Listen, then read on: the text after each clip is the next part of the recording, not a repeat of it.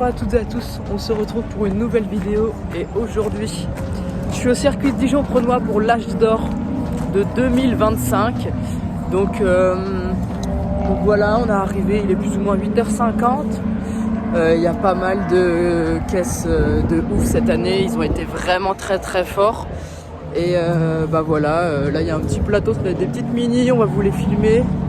Ça va être marrant, puis après on va aller dans les paddocks, c'est là où il y a le plus sérieux.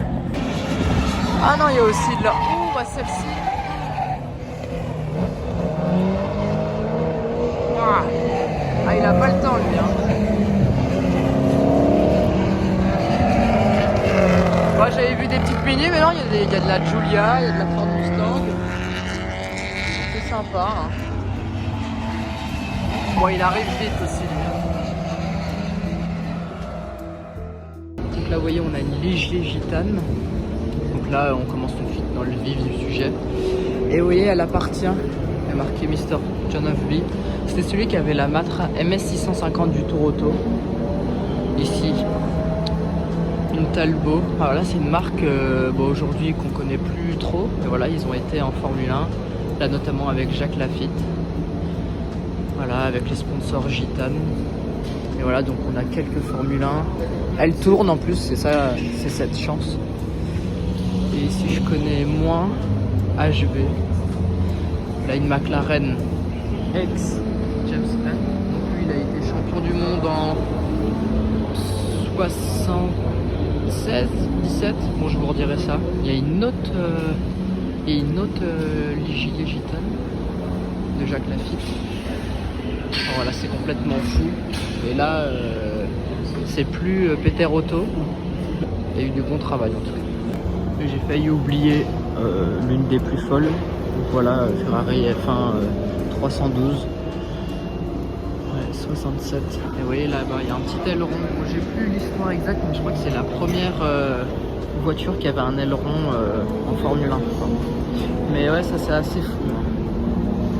Avec les échappements en spaghetti. Voilà, donc le 12 cylindres qui fait 48 soupapes, je crois, si je dis pas de bêtises. Ouais, voilà. Bon, 412 chevaux et jusqu'à 11 000 tours. Bon, ça doit être une folie. Oui, il y a le capot moteur qui est enlevé, donc on voit que c'est un V8 Ford, donc un V8 Cosworth. Voilà.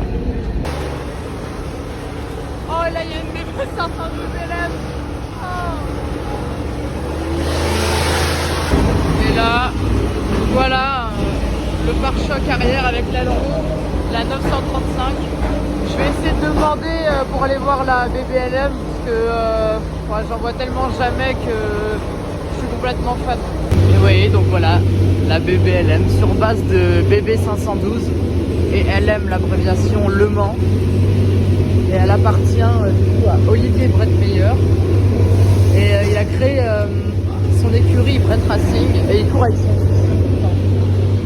Logiquement, je vais la voir. Le volant Momo, logiquement. Et voilà. Bon, voilà, ça c'est dans mes voitures de rêve ultime. Et là, on a son capot avant.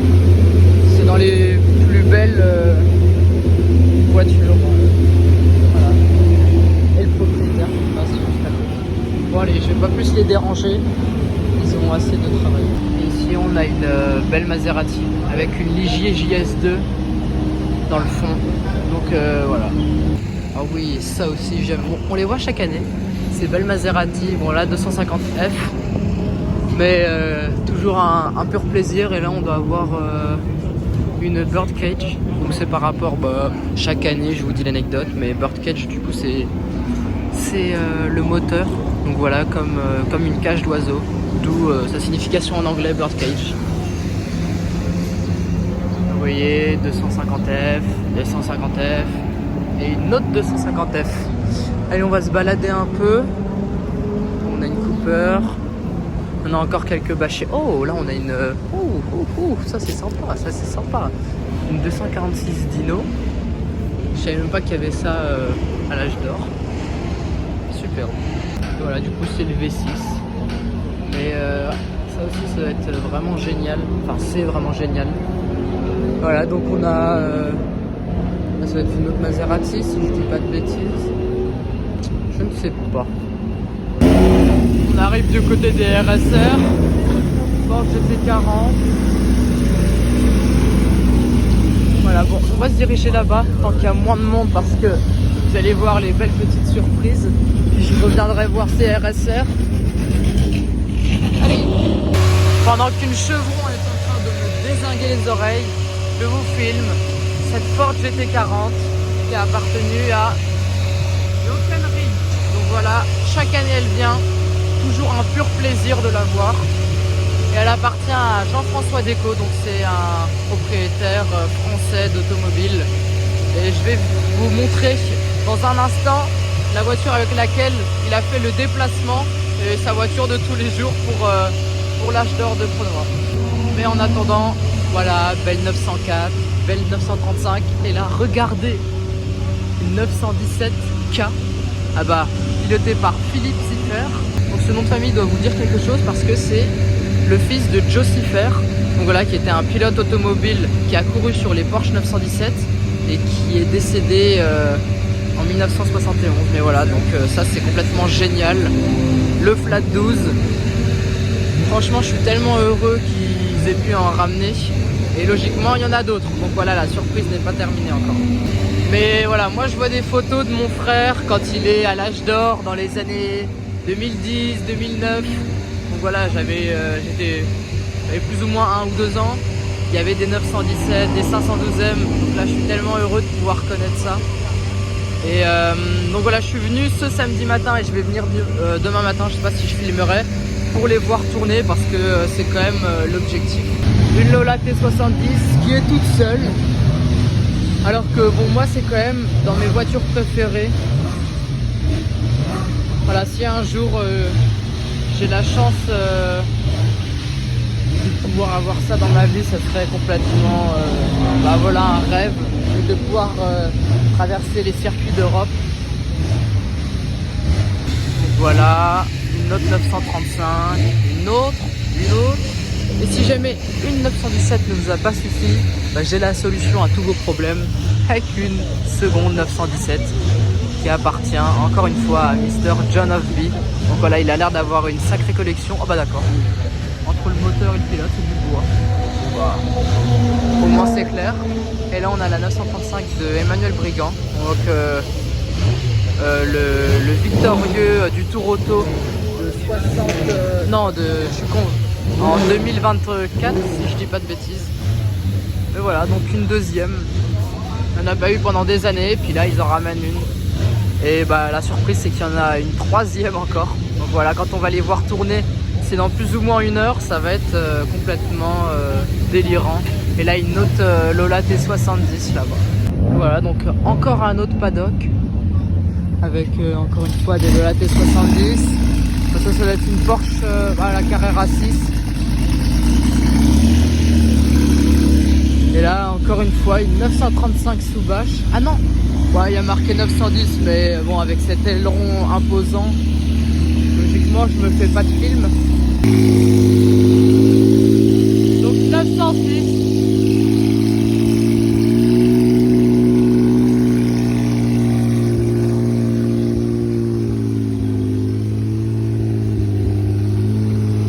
Et voici la voiture tous les jours de Jean-François Decaux, en tout cas avec laquelle il est venu pour l'âge d'or. Une splendide 812 Competition. Donc voilà, ça c'est marrant.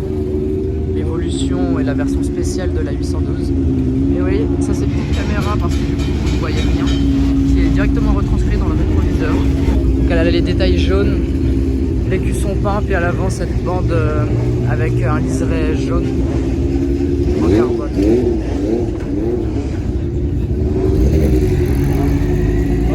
Celle-ci je suis assez content parce que je l'ai vue à Spa, je l'ai vue à Prenois, à Paris. Mais c'est toujours un plaisir de la revoir ici. Et je vais vous montrer son profil et du coup voilà, c'est du TaylorMade hein, à ce niveau là. Et voilà, j'essaierai de le voir. Parce que voilà, dans sa Ford GT40 c'est quand même assez ouf. Et voilà, avec les pots d'échappement qui sont rectangulaires. Et du coup je crois la 812 de base, bah voilà, ça je suis sûr, elle fait 800 chevaux et celle-ci doit faire 830. Et Et voilà, ça mange une SVJ. Moi je me disais, c'est quoi la voiture qui fait ce vacarme? Bon bah j'ai la réponse.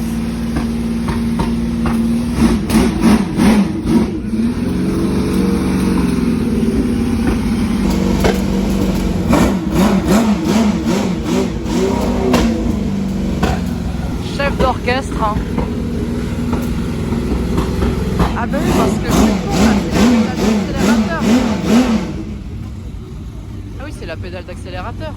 Ah mais je pensais pas qu'elle allait être si proche. Ah si.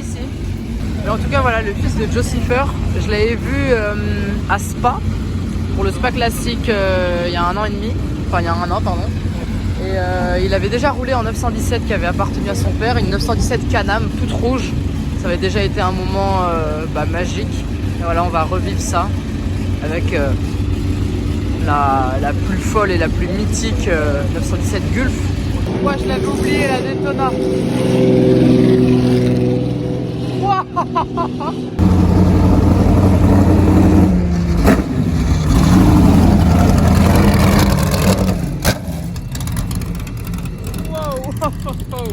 Voilà, celle-ci de Jochen Rindt.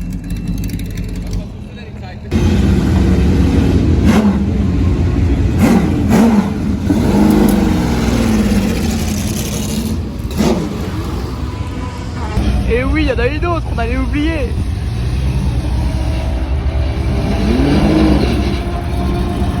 Mais là, on n'oublie rien, nous.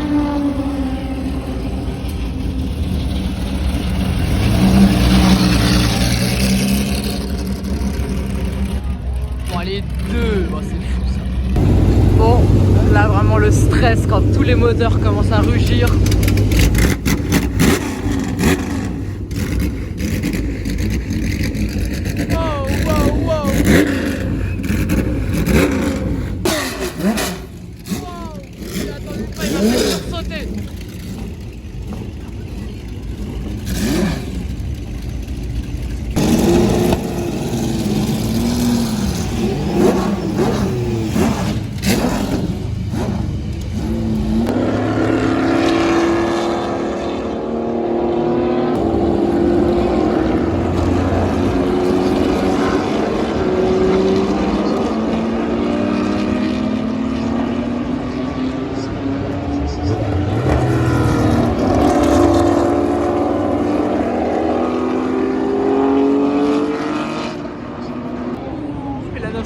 Qui a déjà pris du terrain. En même temps, c'est un sport moto. Hein.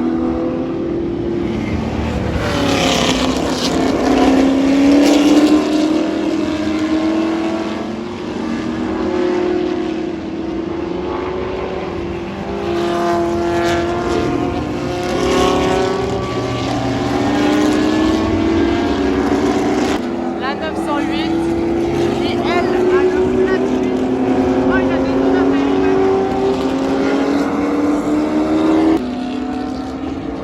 Voilà, tellement plus vite que les autres.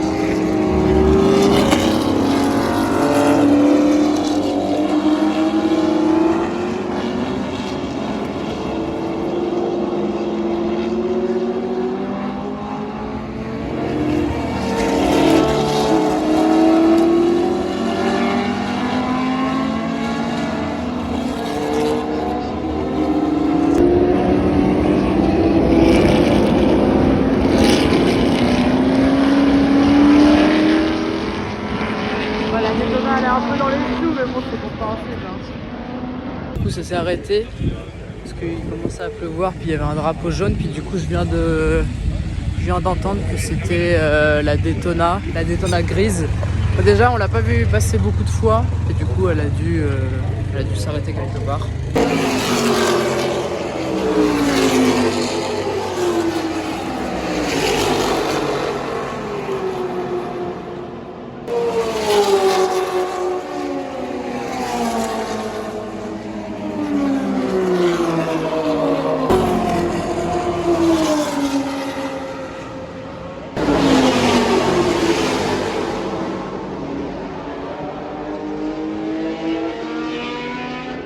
Là vous voyez, en visiteur on a une belle 488 Pista. Bon, dans tous les cas, moi, c'est dans mes Ferrari modernes préférés. Ah bah oui, en plus conductable à droite. Je me disais pourquoi il y a le logo 488 pisté à gauche, mais bon voilà. Tous les éléments en carbone. On a une configuration qui est plus ou moins la même sur Dijon.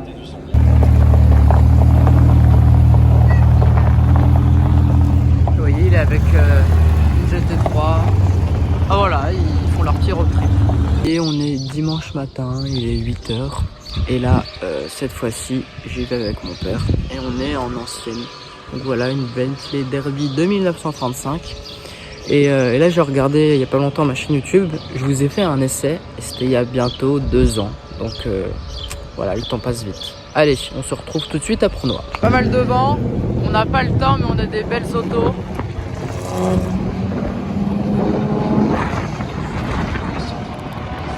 Et j'ai complètement oublié de vous montrer un autre paddock. Donc bah voilà, on a de la chance de revenir aujourd'hui.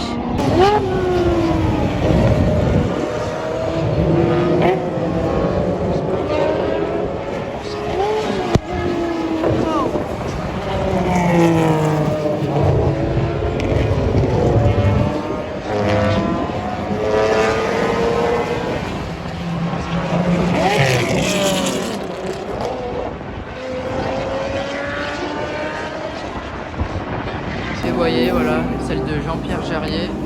Et là, c'est encore le V12 Matra. On voit bien les cylindres là-bas. Celui-ci va encore chanter. Je vous mettrai une vidéo quand elle passe.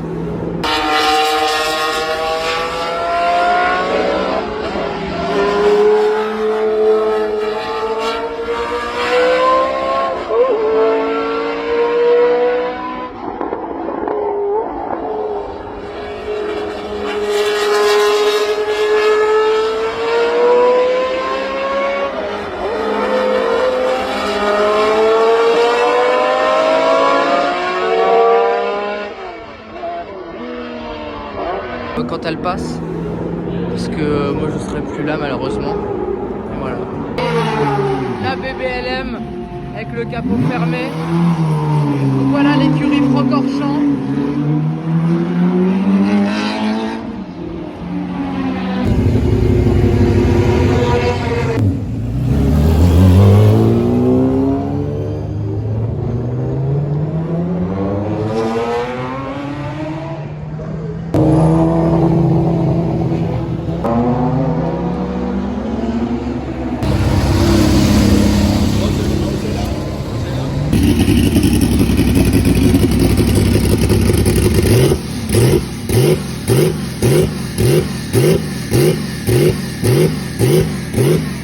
Là, on a la BBLM.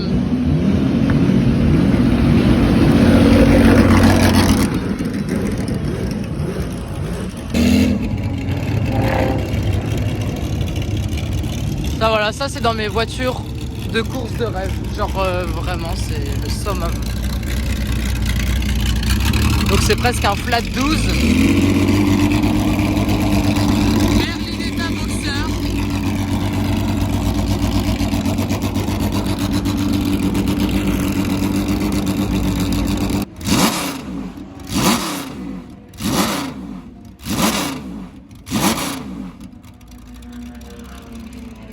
Oh bordel. Je sais pas, c'est complètement fou comme voiture, mais qu'est-ce que c'est génial. Et vous voyez, le propriétaire vient de sauter de sa 3 litres CSL pour rentrer dans sa bébé. Oh, oh, oh. Wow, bordel.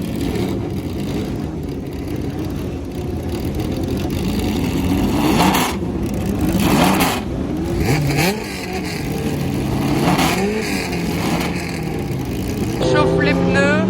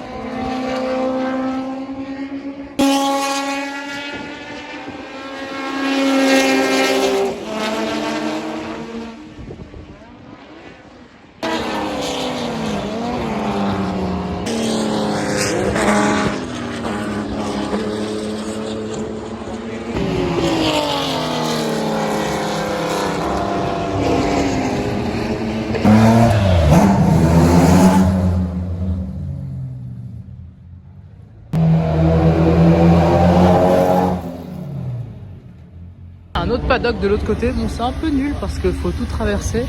Mais voilà, c'est les gentleman drivers avec les 60s et tout ça.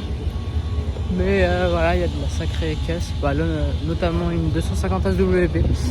Alors je l'ai vu aussi à Spa et en fait bah, c'est une réplique. Hein. Bah, après j'ai envie de dire, vu comment elle est vidée de A à Z, mais elle est... Ah non, elle a changé de propriétaire. Mais ah non mais non, je me trompe de voiture, non oui c'est bien la même... Voilà, en tout cas c'est une réplique celle-ci. Mais bon, toujours aussi belle, avec une Cobra à côté. Puis voilà, on va se balader. Je disais, on va se balader, c'était notamment pour cette Jaguar Type D, la Lotus Eleven avec une Jaguar type lightweight. J'ai demandé, c'est une authentique Jaguar Type D qui a fait le Mans en 55 je crois, si je dis pas de bêtises. Et elle a été reconstruite parce qu'elle a fait un grave accident, mais le châssis est bon quand même, donc c'est assez génial de voir ça.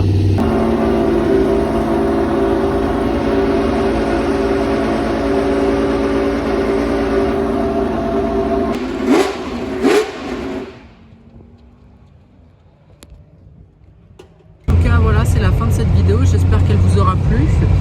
Sur ces 2 jours c'était assez sympa. Bon, je vous avoue, j'ai un peu mal au crâne maintenant avec tous les bruits de moteur que j'ai entendus. Mais voilà, en tout cas n'hésitez pas à vous abonner et à liker et à bientôt.